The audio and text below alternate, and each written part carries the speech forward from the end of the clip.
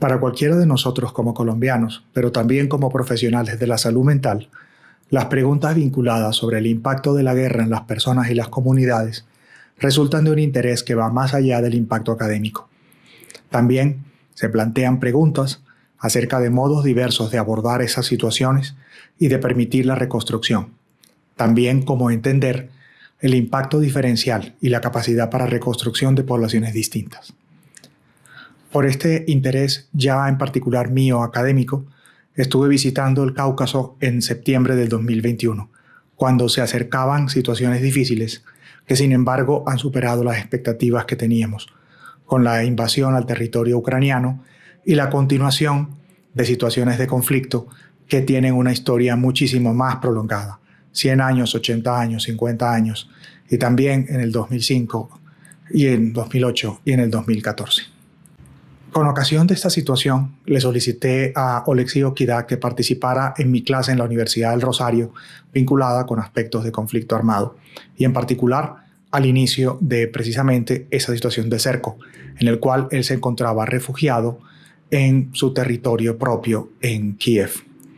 Él deseaba participar en la defensa de su país, pero por carecer de la formación militar necesaria, se encargó de contribuir de otra manera con la defensa de su patria y el apoyo a las personas que se encontraban cercadas dentro de Kiev. Posteriormente, sostuvimos una conversación ya personal, privada, sobre aspectos del impacto en la propia salud mental y en la salud mental de las personas, pasados ya 2 meses del asedio a la ciudad de Kiev y de la guerra en los territorios de Ucrania. Por esta razón surgió en esa conversación la idea de permitir una grabación que respetase, por supuesto, las limitaciones que establecen los aspectos éticos representativos en este tipo de eventos y que fuera efectivamente esta conversación un apoyo exclusivo de tipo académico para comprender situaciones similares. Así, el 23 de abril del año 2022, realizamos la grabación que vamos a ver a continuación, en que hablamos ampliamente de 3 aspectos. En particular, el contexto inicial de la guerra para entender el impacto. Luego, aspectos sociales vinculados a participar en un asedio y tener situaciones de guerra abierta dentro de un territorio urbano. Y posteriormente, también algunos comentarios, siempre respetando los límites éticos, sobre el impacto del conflicto en el mismo y en amigos cercanos. Esperamos que esta conversación sea tan útil para ustedes como para nosotros. Y nuevamente le agradezco a Oleksiy Okidak por su participación y por permitirnos entrar también en estas preguntas más personales que quizá pueden ser más difíciles de compartir en un escenario como este. Ok. Bueno, Oleksiy, muchísimas gracias por estar aquí nuevamente conmigo para conversar. Bueno, tú tienes la gran ventaja que eres un conocedor también de Latinoamérica y conoces que mi país, Colombia, lleva una guerra interna muy inusual. Nosotros firmamos un acuerdo de paz de los varios que hemos firmado hace un tiempo, pero la guerra continúa activa. Y esta conversación la hacemos para Ética Psicológica, que es una página promovida por el Colegio Colombiano de Psicólogos y Profesión Colombiana de Facultades de Psicología, en que habitualmente hablamos de temas de salud mental, de ética aplicada, etcétera, con este perfil. Casi todas las entrevistas que has dado las has dado hablando del conflicto, y habíamos conversado antes de la importancia de los aspectos relacionados con la salud mental en cualquier guerra. En este momento llevan 2 meses en una situación activa de invasión, pero la historia de Ucrania ha estado marcada por conflictos en los últimos 200 años muy importantes, y en los últimos 20 al menos ha ocurrido algo que es diferente al caso de Colombia. En Colombia las ciudades principales, las capitales, no suelen vivir las situaciones de guerra. Es obviamente distinto al caso de Ucrania porque es un agresor externo, pero nunca hemos tenido asedios de esta forma, es decir, que la gran población esté padeciendo. Te quería preguntar, comenzando por ahí, ¿cuáles son tus primeros recuerdos, hablando de la Revolución Naranja, hablando bueno, obviamente tú eres de Crimea? ¿Cómo es crecer en Ucrania? Primero con una amenaza alrededor, lo que podría decir tus primeros años y tus primeras escuchas relacionadas con la guerra. Bueno, hay que decir como una cosa fundamental, yo creo que para nuestra noción del proceso, es que hasta 2014 en Ucrania nadie percibía Rusia como un enemigo potencial. En nuestra constitución teníamos la parte que somos un país neutro y en nivel cotidiano, en nivel de la gente, nadie pensaba que tuviéramos una guerra. Quizás unos analistas, unos, no sé, servicios de inteligencia calculaban esa posibilidad, pero si hablamos de la gente, eso nadie creía, ni en el este, ni el sur, ni en el norte, ni en el oeste. Y cuando en 2014 ellos primero atacaron Crimea y después empezaron la guerra en el este, esto fue un choque súper fuerte porque nadie lo esperaba. Y cuando llega el enemigo a tu ciudad o tu tierra y tú entiendes que es la guerra, tú tienes que, no sé, resistir, tú tienes que hacer algo, te pueden matar, tú tienes que matar. Esto fue una línea súper difícil para cruzar. Ahora, cuando ya estamos preparados, cuando ya 8 años entendemos que Rusia es enemigo, que llevamos la guerra, que tenemos 400.000 veteranos de esa guerra de 8 años, ya no había tantas, digamos, hesitations, no sé cómo decirlo en español. Sí, sí. Hesitaciones. Sí. No había ninguna dudas. ¿Qué hacer? ¿Cómo hacerlo? ¿Cuándo hacerlo? Etcétera. Si hablamos de la Revolución Naranja, bueno, yo tenía 7 u 8 años, yo creo, y yo solamente recuerdo que subió el tipo de interés de dólar y preguntaba por qué eso sucedía, y después solamente preguntaba a mis padres qué significa la palabra la revolución, y nada más. Y ese tiempo, hasta 2014, vivimos relativamente pacífico, sin ningunas tensiones tan fuertes, tan graves que tenemos ahora.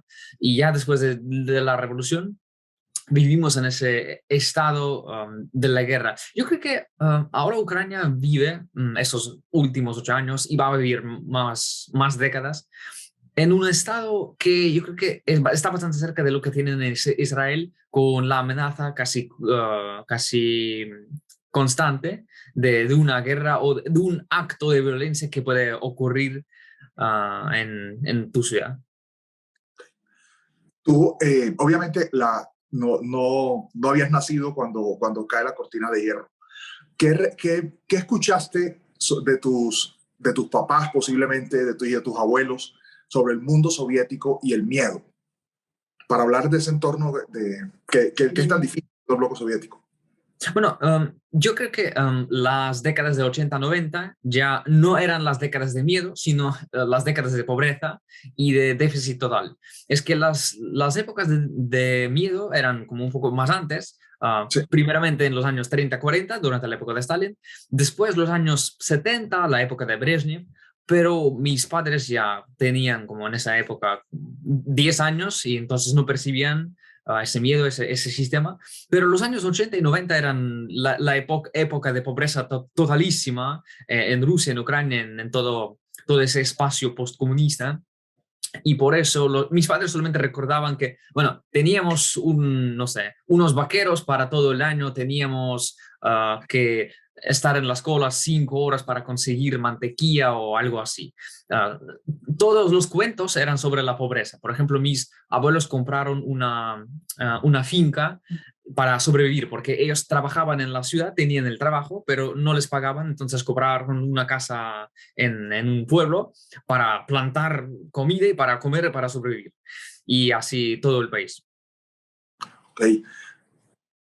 Esta relación con Rusia, incluso muy recientemente, era la relación, bueno, obviamente antes de Crimea, de un vecino histórico. ¿Tú dirías que para ti la impresión del miedo, y ya nos metemos en el momento actual, solamente aparece entonces a partir de Maidán? Solo en ese momento comienza tu círculo y comienza a hablarse en la calle sobre este riesgo que utiliza ese parangón de Israel. Sí, y yo creo que si hablamos del miedo de que algo sucediera conmigo o con mis amigos, mis familiares, sí, aparece en 2013-14 con la revolución. Y aquí yo creo que funcionan dos cosas. Primero es que como yo llegué a ser adulto, y cuando eres un niño no percibes las cosas como son, no percibes toda la imagen con toda la complejidad que hay. No tienes en tu cabeza tantas historias de torturas, de matanzas, de algo que sucedía en otros países, que sucedía en tu país antes. Y después de madurarse, ya entiendes qué puede pasar y qué te pueden hacer en una situación. Cuando empezó la guerra en el este, yo a menudo pensaba que, bueno, yo soy estudiante, tengo 18, 19, 20 años, y ahora en el este de mi país mueren los chicos que tienen la misma edad como yo. Y como yo pudiera, teóricamente, estar en su lugar. Entonces, en ese momento, ¿entiendes? Ay, bueno, a mí me gustaría vivir un poco más. Y sí, desde aquí aparece el miedo.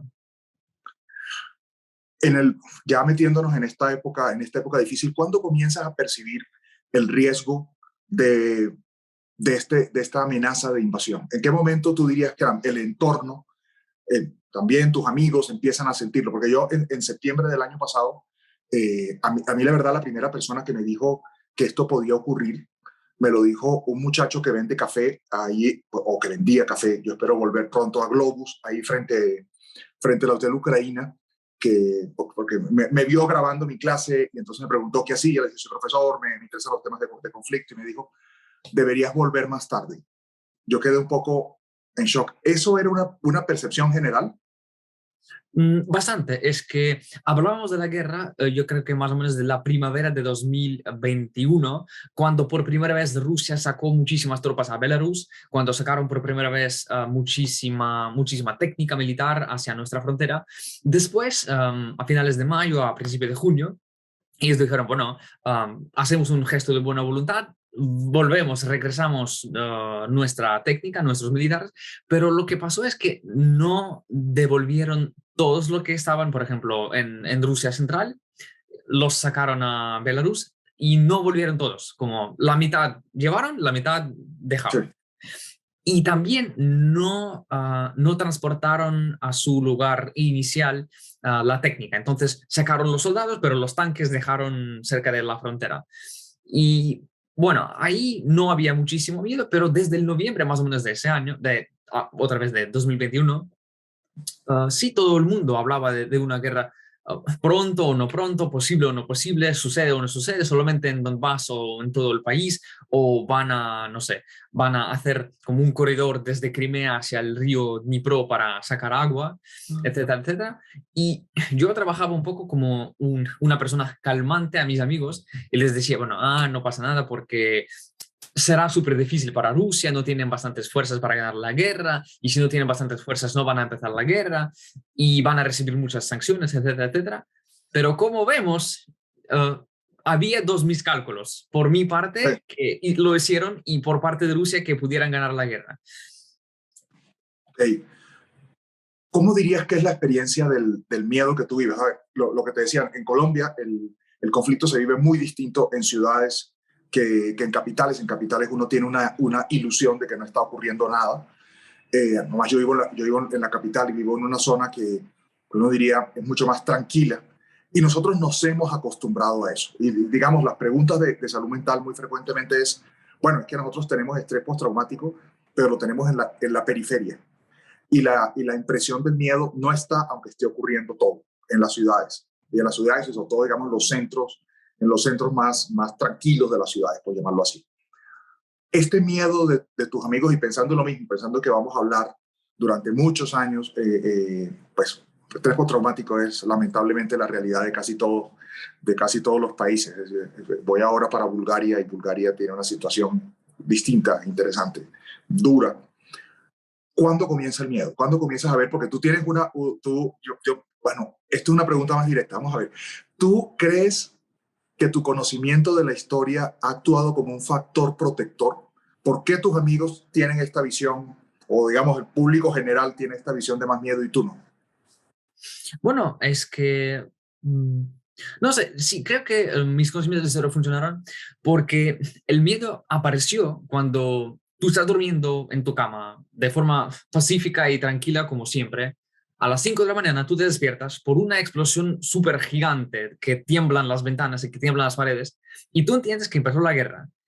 Y entonces entiendes que cualquier momento del día puede llegar un misil a tu casa, a tu estación de metro, en una, digamos, situación completamente al azar, en una situación completamente randomizada. Y por eso tú entiendes que 8 horas que estás durmiendo, tú puedes morir, tú puedes acostarse y no levantarse. Y eso sí genera un poco de miedo.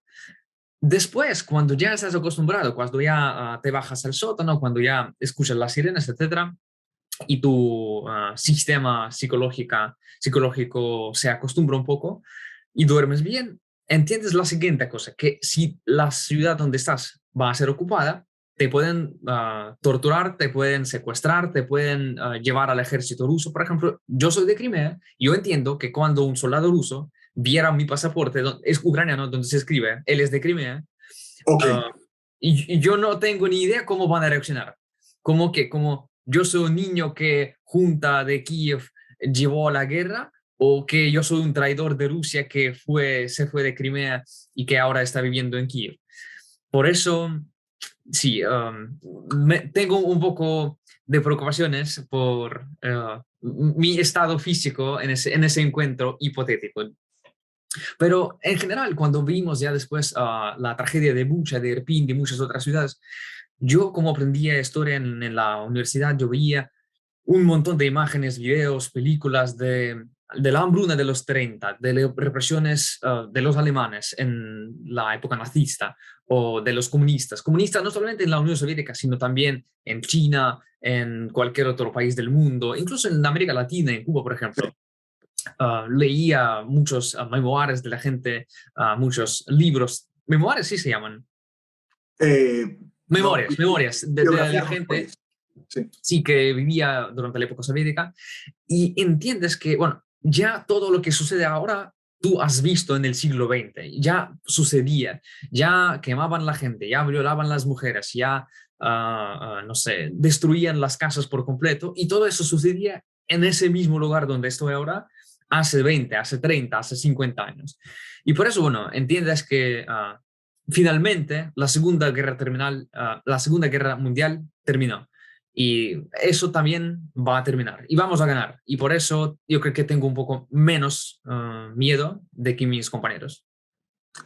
Cuéntame un poco sobre eso, obviamente sin contar cosas personales, pero ¿cuándo adquieres la conciencia de que esto que está ocurriendo es una historia de guerra, que los momentos de guerra son mucho más epocales, son mucho más extensos? Todos querríamos, y nos pasa también en Latinoamérica, y yo creo que en algún momento habrá todos estos congresos sobre comprensión de la guerra y el impacto psicológico en la guerra. Hay un momento en que uno piensa que esto es un cierre, y tú acabas de mencionar dos cosas muy significativas. Primero, que descubriste que esto tiene una historia muy larga. Y segundo, que vamos a hablar de una reconstrucción nada tranquila. Esto va a romper cualquier posibilidad de relación con el vecino grande que tiene del norte. ¿Cuándo tienes esa conciencia y cómo es el diálogo con tus amigos? Bueno, yo como analizaba muchísimo la historia y la actualidad que tenemos, entendía que el conflicto ya que teníamos con la ocupación de Crimea y con la guerra en el este que llevamos desde 2014 es una ruptura entre Ucrania y Rusia de nivel histórico súper gigante. Es que de una u otra manera Ucrania llevaba casi 350 años con Rusia, y yo creo que es una percepción que ahora solamente empezamos a tener en Ucrania, que éramos la colonia, casi la colonia que tenía, por ejemplo, el Imperio Español en América, en las Américas. O, por ejemplo, las colonias que tenía Francia en África o el Reino Unido en todo el mundo. Y por eso entendemos que ahora esta ruptura, que empezó en 2014, es la ruptura de una nación colonizada y una nación colonizante, ¿sí? De Sí. colonizadores. Y por eso entendemos que, por ejemplo, tenemos el mismo proceso que Irlanda llevó hace 100 años, o que los países latinoamericanos llevaron hasta hace 200 años, 250 años. Por eso entendemos que es un proceso súper largo, y eso explico a mis amigos, que lo que tenemos ahora es un cambio tectónico, gigantesco, estratégico, súper histórico, súper grande. A mí me impactó muchísimo, obviamente, encontrarme, ahora encontré que un bailarín de la ópera de Kiev está en la guerra, lo estoy siguiendo en Instagram, y yo lo vi bailando pues, hace 6 meses. ¿Cómo ha sido para ti ver a tus amigos marchar a la guerra? Y pues sé que no estás en la guerra porque el ejército no te ha recibido, pero ¿qué significó para ti verlos irse? Y obviamente el miedo que eso implica y la realidad de que puedes morir. Bueno, los que se fueron a la guerra, ellos siempre estaban así, preparados para unos desafíos de ese tipo. Y ellos siempre decían que, bueno, si pasa algo, yo me voy a la guerra. Si pasa algo, yo me voy al ejército. Los que se fueron, sí, eran muy, digamos, muy cargados, muy pesados para hacer algo. Y otra parte de mis amigos, ellos, por ejemplo, se mostraron de una manera positiva. Ellos se organizaron, ellos empezaron, por ejemplo, a llevar la ayuda humanitaria o la ayuda militar a sus compañeros amigos, llevando chalecos antibalas, llevando cascos, radios, todo lo necesario. Yo, por ejemplo, la próxima semana me voy por un tour de todo el país, porque voy a trabajar con un periódico argentino, El Clarín, y Ok. para esto necesitaba un chaleco antibalas. Y yo escribí a mi ex compañero de la universidad, que está en Varsovia ahora, está haciendo su doctorado en Varsovia, y él me compró el chaleco antibalas, ya me envió, y como mañana o pasado mañana recibo mi chaleco antibalas. Y hay muchísimos amigos, hay muchísimos conocidos míos que hacen ese tipo de cosas, que se organizaron. Otros se mostraron de manera más negativa, digamos que también se entiende, pero ellos tenían mucho pánico y ellos se fueron a las ciudades más tranquilas, más seguras, como se cubrieron, Sí. digamos, escondieron en una casa, en un sótano, y ya no quieren hacer absolutamente nada, están deprimidos, no quieren trabajar, no pueden trabajar, no quieren leer las noticias, no quieren comunicarse. Y por eso la reacción de la gente es súper distinta. En este sentido, obviamente cambia mucho la percepción de salud mental y de pedir ayuda, y obviamente están en guerra, eso no es lo prioritario, pero ¿cómo percibes tú que es acudir a atención de salud mental, incluso desde 2014? Ahora que hablas de depresión, hablas de ansiedad y de estrés postraumático, que yo creo que comienza obviamente en el 2008, pero claramente después de Maidán. ¿Tú percibes que las personas buscan de manera autónoma atención psicológica o psiquiátrica, o en Ucrania es más un tema que se maneja de manera personal? Bueno, en Ucrania, ya que teníamos muchísimos veteranos de la guerra, teníamos 1.500.000 personas internamente desplazadas que se fueron desde el 2014, desde las regiones en el este o del Crimea, hacia otras regiones de Ucrania. De una manera teníamos muchísimas organizaciones voluntarias que esto hacían, que les ayudaban a acostumbrarse a las condiciones nuevas, que les ayudaban a sobrepasar el estrés o estas historias muy duras que tenían. Y lo que sucede es que Ucrania tiene ahora un movimiento civil súper fuerte, yo creo que más fuerte que en todo el mundo. Sí, Y sí. por eso estas organizaciones voluntarias de diferentes psicólogos, psiquiatros y de todo tipo de gente que trabaja en ese sector es muy fuerte, y yo creo que los que necesitaban ayuda podrían encontrar esa ayuda muy fácil. En cualquier ciudad, en cualquier región, no es obligatorio estar en la capital, no, en casi cualquier pueblo, yo creo que existía como una forma de recibir esa ayuda psicológica.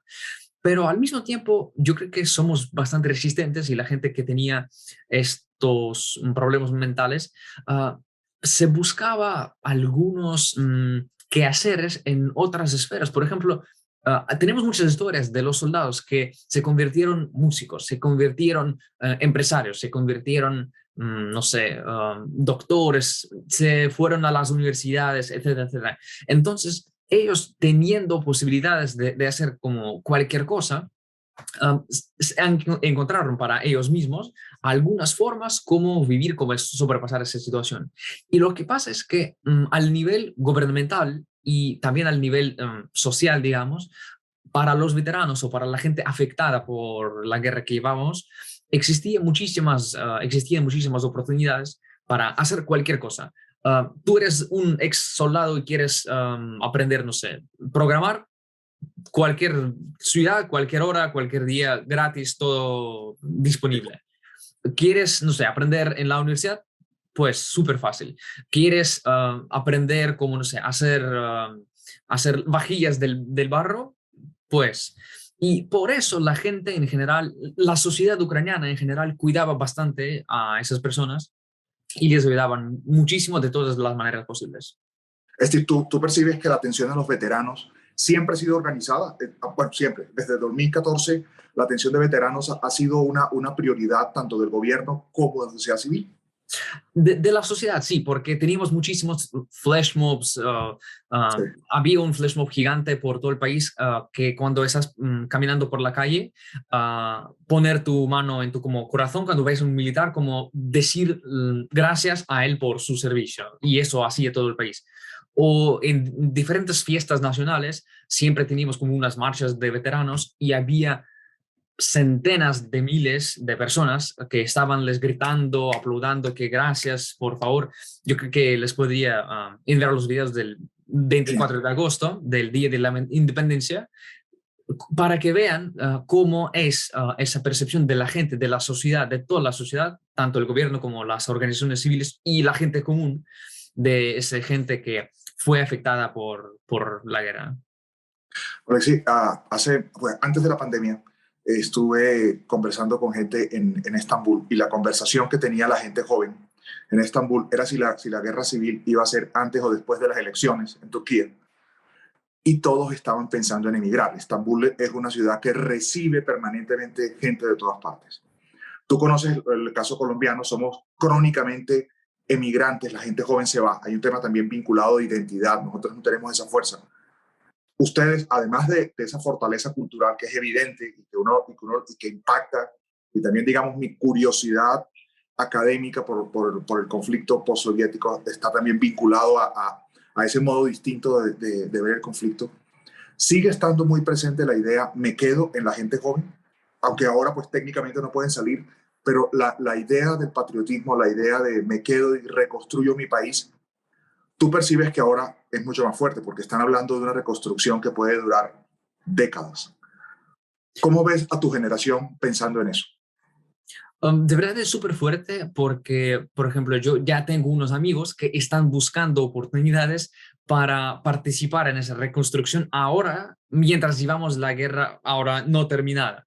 Y ellos ahora están pensando como, ¿dónde voy a encontrar esto? ¿Dónde voy a encontrar esto? ¿Qué voy a hacer? ¿A dónde voy a ir? Etcétera, etcétera. Si vemos las encuestas, yo creo que cerca de 80% de los migrantes ucranianos, no migrantes, refugiados ucranianos que tenemos ahora Sí. en todos los países de Europa, quieren regresar de inmediato el momento más próximo posible para volverse a casa. Porque, bueno, por ejemplo, que salieron de Kiev ya pueden volver, pero los que salieron de, no sé, de Kharkiv, por ahora está bastante peligroso para ellos. Entonces, unos ya regresan y otros no. El 16 de abril era el primer día cuando más gente regresó a Ucrania que más gente salió de Ucrania. Entonces, Ok, no tenemos la guerra terminada, pero la gente ya dice, no puedo en esa Polonia, en esa Chequia, Alemania, no me gusta, me regreso a mi pueblo y no me importa, que me destruyan, que me caiga un misil, pero yo me quedo aquí. Y muchísima gente que migraba antes de la guerra de gran escala a diferentes países europeos, ellos tenían el pensamiento de que yo ahora salgo del país, trabajo 5, 10 años en Alemania, en Chequia, en Polonia, en España, regreso y abro un negocio, regreso y me construyo una casa, o salgo del país, recibo la educación superior súper chida, súper cool en Inglaterra, regreso y trabajo aquí por el gobierno, por, no sé, por una universidad ucraniana. Entonces, yo creo que la migración de Ucrania nunca era la migración como solamente de ida, siempre ida y vuelta. La migración solamente de ida de Ucrania ocurría en el siglo XX cuando la gente salía para no vivir en la Unión Soviética, para escapar de las represiones, etcétera. Pero si hablamos de la migración de las últimas como 2, 3 décadas, siempre era de ida y vuelta. bueno, finalmente, primero, muchísimas gracias por el tiempo, como siempre, esto va a ser muy interesante. A ver, tenías un poco de temor hace unas semanas sobre el riesgo que implicaba para ti ser ucraniano y que te encontraras con la guerra. Y ahora vas a ser corresponsal de guerra. ¿Cómo te estás preparando para eso? No, me compré un chaleco antibalas, yo creo que es bastante suficiente. Lamentablemente no pude comprar un casco porque los cascos son más caros y están en más déficit que los chalecos, pero bueno, espero que no necesite espero que no necesite ni el chaleco ni el casco. Entiendo que hay miles de personas que viven en las ciudades que yo voy a visitar. Kharkiv, Mykolaiv, Odessa, Zaporizhia y otras ciudades más. Y entiendo que ahí incluso viven mis amigos, mis familiares o mis conocidos. Y si ellos pueden vivir ahí, yo puedo visitar esas ciudades durante 2 o 3 días para grabar un poco, para tomar unas entrevistas. No sé, posiblemente voy a visitar las zonas como más calientes un poco, pero otra vez, ahora miles de personas de mi edad, o un poco mayores o un poco menores incluso, están combatiendo, están arriesgando sus vidas como bomberos, como policías, como soldados en esas zonas de la guerra. Entonces, si ellos pueden hacerlo, yo también puedo hacerlo. Sí tengo miedo, pero tenemos un proverbio, no sé si existe como algo parecido en español, que los ojos tienen miedo y las manos actúan. Y en ese sentido, No lo tenemos, pero me parece muy fuerte. tengo miedo, pero actúo mientras teniendo el miedo. Alexis, muchísimas gracias, como siempre. Te seguiré en La Nación, que has visto tus intervenciones. Y nuevamente, gracias por dedicarnos este tiempo.